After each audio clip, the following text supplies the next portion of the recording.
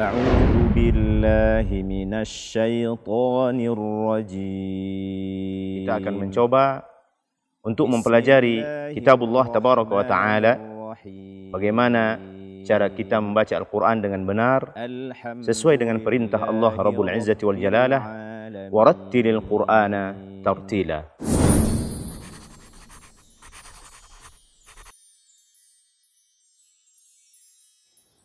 أعوذ بالله من الشيطان الرجيم. بسم الله الرحمن الرحيم. والعاديات ضبحا فالموريات قدحا فالمغيرات صبحا فأثرن به نقعا فوسطن به جمعا إن الإنسان لربه لكنود وإنه على ذلك لشهيد وإنه لحب الخير لشديد أفلا يعلم إذا بعثر ما في القبور وحصل ما في الصدور إن ربهم بهم يومئذ لخبير. السلام عليكم ورحمة الله وبركاته. الحمد لله رب العالمين، والصلاة والسلام على أشرف الأنبياء والمرسلين Nabiyyina Muhammadin wa ala alihi wa ashabihi ajma'in. Kaum muslimin dan muslimat, as-saimin was-saimat yang dimuliakan oleh Allah Azza wa Jalla. Kembali kita lanjutkan pembahasan kita. Kita masih berada pada surat yang sama, yaitu pada surat Al-Adiyat, yang pada hari ini insyaallah taala kita akan terangkan kesalahan-kesalahan yang sering terjadi ketika kita membaca ayat ke-6 pada surat yang mulia ini. Kesalahan pertama, tidak memberikan hak gunnah pada nun bertasydid atau gunnah musyaddadah di awal ayat ini. Innal insana, inna, berikan haknya didengungkan atau ditahan selama 2 harakat. Kemudian kesalahan kedua pada ayat ke-6 ini, tidak menyamarkan atau tidak mengikhfakan nun sukun pada kata al-insan. Al-insan, nun sukun atau tanwin setelahnya sin, hukumnya adalah ikhfa hakiki. Maka hendaknya kita samarkan bunyi nun mati tersebut. Innal jangan innal insa tidak. Insana, innal insana. Kemudian kesalahan berikutnya membaca ra fathah dengan tipis. Li rabbihi, li rabbihi. Berikutnya membaca ba, di sini ba bertasydid dengan suara dari hidung. Rabbihi, rabbihi ini tidak dibenarkan. Rabbihi, li rabbihi, bukan rabbihi. Tidak membaca qalqalah pada kata lakanud atau di ujung ayat ini. Kanud, lakanud. Karena dal adalah salah satu dari huruf qalqalah yang 5. Kemudian pada ayat ke-7, tidak memberikan hak gunnah pada nun bertasydid dengan kata yang sama pada ayat ke-6. Wa innahu. Jadi innal insan. Sekarang wa innahu. Wa innahu. Gunnah musyaddadah atau juga yang dikenal dengan wajibul gunnah.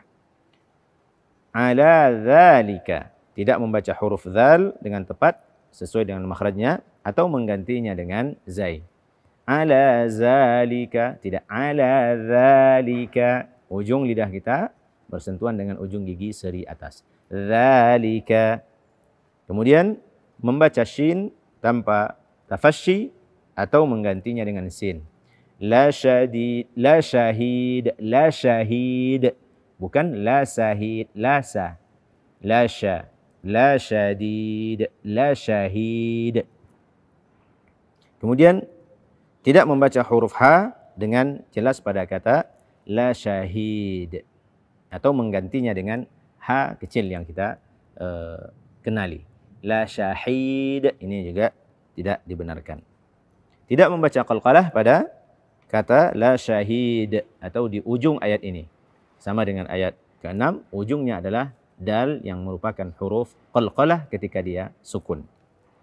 Kemudian ayat berikutnya, ayat ke-8, tidak memberikan hak gunnah, masih sama dengan ayat sebelumnya, pada nun bertasydid. Wa innahu. Kemudian kesalahan kedua, membaca ba tasydid dengan suara dari hidung. Lihubbi. Ini tidak dibenarkan. Lihubbi. Kesalahan ketiga pada ayat ke-8 ini, kaum muslimin dan muslimat, pemirsa Asil TV yang dimuliakan oleh Allah Azza wa Jalla, adalah menipiskan kha pada kata al-khair. Di sini ada kha, dia adalah salah satu daripada huruf tebal dan dia berbaris fathah.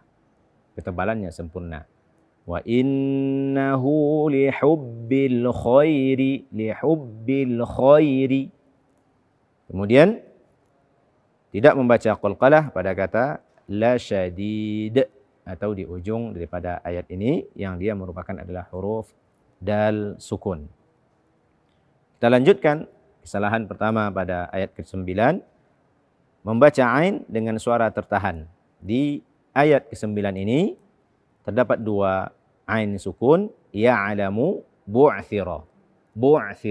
Jangan dibaca ya'lamu bu'thira. Akan tetapi bacalah dengan bainiyah atau at-tawassut.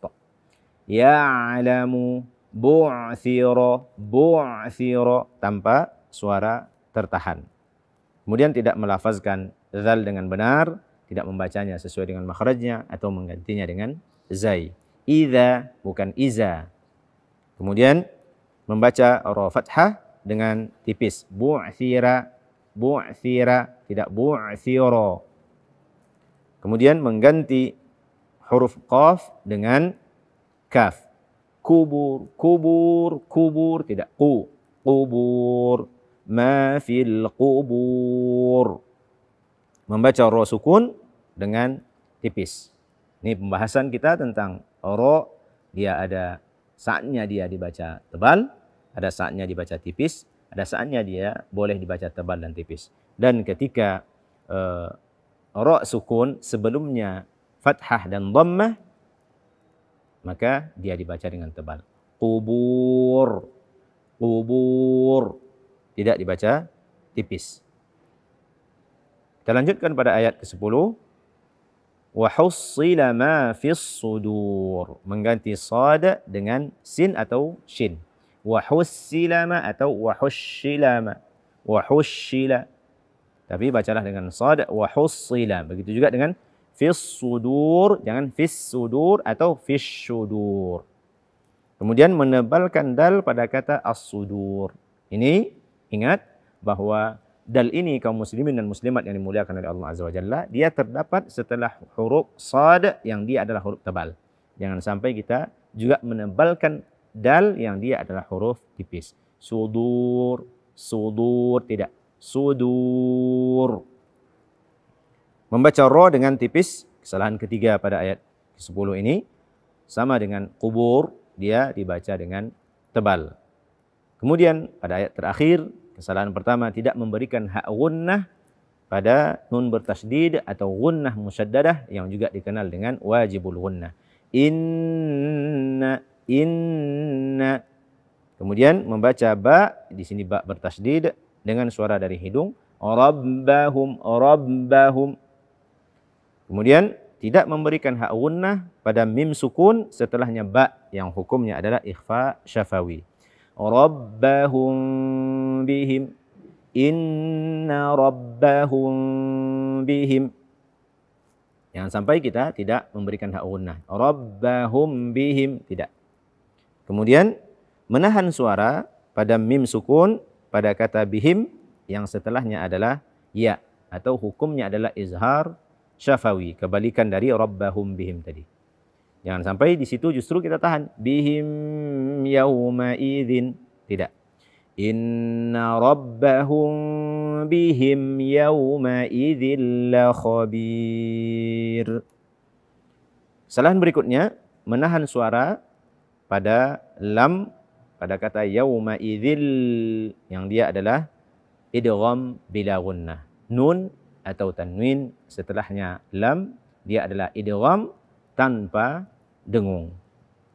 Kemudian kaum muslimin dan muslimat, as-saimin was-saimat, terdapat beberapa ayat atau di awal-awal ayat dari 1 sampai 5, di akhirnya ini, akhir setiap ayatnya adalah mad iwad. Mad iwad yang panjangnya 2 harakat. Dhabaha, qadaha, subaha, naqa'a, jam'a. Jangan sampai kita kurangi dia dari 2 harakat atau kita lebihkan. Wal-'adiyati dhabaha. Ini tidak dibenarkan karena panjangnya hanya 2 harakat.